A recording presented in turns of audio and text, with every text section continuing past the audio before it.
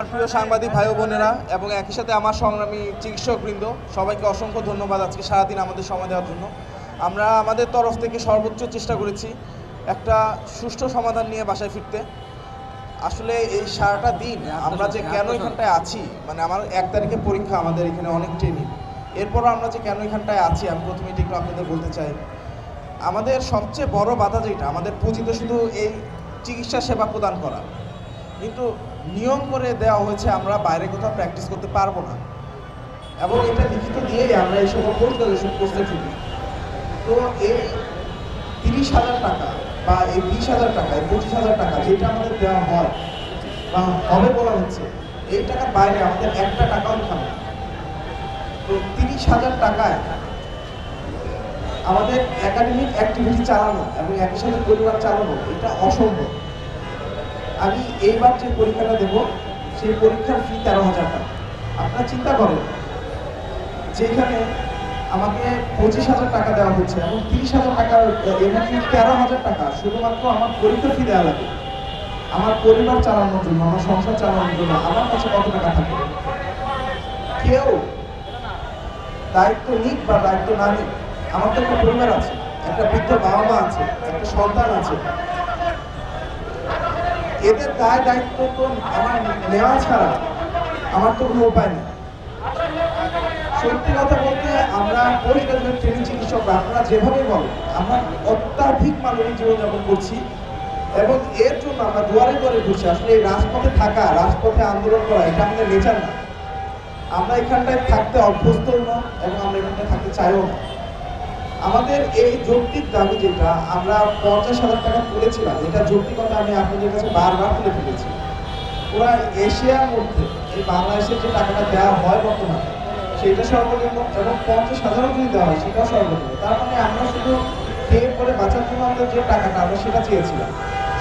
সবশেষ আমরা 35,000 টাকা দাবি করেছিলাম যে আমাদের 35,000 করে টাকা দেওয়া হোক এই জানুয়ারি থেকে, এবং জাস্ট আমাদের খেয়ে পরে বাঁচার এই পোস্ট গ্রাজুয়েশন কোর্সটা কমপ্লিট করার একটা সুযোগ দেওয়া হবে। তো কোনোভাবেই আমরা এই সমস্যার সমাধান করতে পারছি না। আমরা আন্তরিকভাবে সকলের কাছে সফলভাবে চেষ্টা করেছি, শুধু বাকি আছেন আমাদের প্রধান উপদেষ্টা। আমরা আমাদের স্যারের সাথে, শ্রদ্ধেয় স্যারের সাথে দেখা করতে চাই এবং আমাদের শ্রদ্ধেয় স্যারের সাথে দেখা করে আমরা আমাদের দুঃখের কথা বলতে চাই। আমরা আশা করি ডাক্তার ইউনূস স্যার অত্যাধিক সম্মানীয় মানুষ এবং তার কাছে গেলে আমরা একটা সমাধান পাবো। এরই প্রেক্ষিতে এই ভরসার জায়গা থেকে শুধুমাত্র আমরা স্যারের কাছে যাব। আমরা কালকে 11টার সময় স্যারের বাসার দিকে রওনা দিব এবং ইনশাআল্লাহ আমরা সেখানে স্যারের সাথে দেখা করবো। আমরা আশা করি আমাদের মানবিক দিক বিবেচনা করে, দেখেন অ্যাকচুয়ালি শুধু মানবিক দিক আমরা প্রতিবার বলি, মানবিক দিকটা একপাক্ষিক হয়ে যাচ্ছে। যখন সরকারি হাসপাতালে আপনারা যাই বলেন, আমরা যে পোস্ট গ্রাজুয়েশন কোর্সে আছি, এই সকল সরকারি হাসপাতালগুলোতে আমরা দিন প্রতি 12 ঘন্টা করে ডিউটি করি। এই হাসপাতালগুলোতে আমাদের নাইট করতে হয়, এমবিডি করতে হয়, সারাটা দিন আমাদের সার্ভিস দিতে হয়।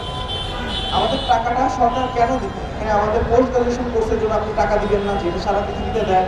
এই সকল পোস্ট গ্রাজুয়েট ট্রেনিংরাই ভবিষ্যতে বিশেষজ্ঞ ডাক্তার, এই ডাক্তারদের আপনারা বরাদ্দ দেবেন না, বা এই ডাক্তার তৈরি করতে আমাদের আন্তরিকতার অভাব, সেটাও আমরা মানতে পারি। কিন্তু আমাদের যে ওয়ার্কিং আওয়ার, সেই ওয়ার্কিং আওয়ারটা যেটা সরকারি হাসপাতালে আমাদের বাংলাদেশের ডাক্তারদের স্বল্পতার কথা চিন্তা করে, মানবিক দিক চিন্তা করে, যে 12 থেকে 12 ঘন্টা এভারেজ আমরা সাপ্তাহিকভাবে আমরা 12 ঘন্টা ডেলি এবং সপ্তাহে আমাদের 62 থেকে 72 ঘন্টা যে আমাদের ডিউটি করতে হয়, সেইটারও তো আমরা একটা ন্যায্য মূল্য আমরা চেতে পারি।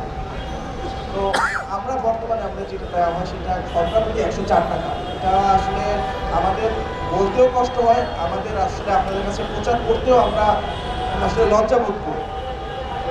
এখন বাধ্য হয়ে যেহেতু রাস্তায় নামতে হচ্ছে, আমরা আমাদের মানবিক দিক বিবেচনা করে এবং সার্বিক পরিস্থিতি বিবেচনা করে আমরা আমাদের প্রধান উপদেষ্টা স্যারের কাছে আমরা আমাদের দাবিগুলো তুলে ধরবো এবং আমাদের মানবিক দিক বিবেচনা করে এবং এটার বাস্তবিক দিক বিবেচনা করে, সার্বিক বিবেচনা করে আমি আশা করি কালকে আমাদের স্যার আমাদের একটা সমাধান দেবেন, এবং এই আশায় আমরা কালকে ডাক্তার ইউনূস স্যারের সাথে আমরা দেখা করতে চাই এবং ইনশাআল্লাহ তার বাসা থেকে আমরা রওনা দিব।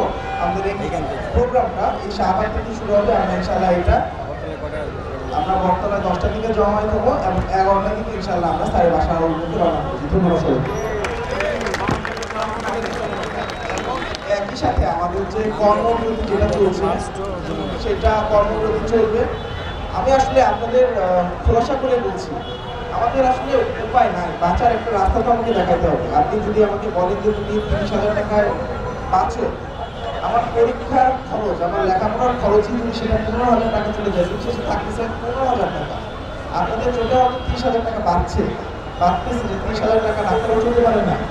অ্যাকচুয়ালি আমরা চলতে পারি না, কারণ আমাদের বইপত্রের যে দাম, আমাদের লেখাপড়ার যে সার্বিক খরচ, এটা আসলে আমাদের বলে বোঝানো যায় না। আপনি একটা এতে বললাম শুধু আমার 1 তারিখে যে পরীক্ষা, সেই পরীক্ষার ফর্ম আমি 13,000 টাকা দিয়ে পূরণ করেছি। এরপর আমি আজকে রাস্তায়, কারণ আমি জানি না আমার বাচ্চাটার বাসায় আমার বাবুটা যে আছে সেই বাবুটার দুধ আমি নিয়ে যেতে পারবো। তো যেটাই হোক,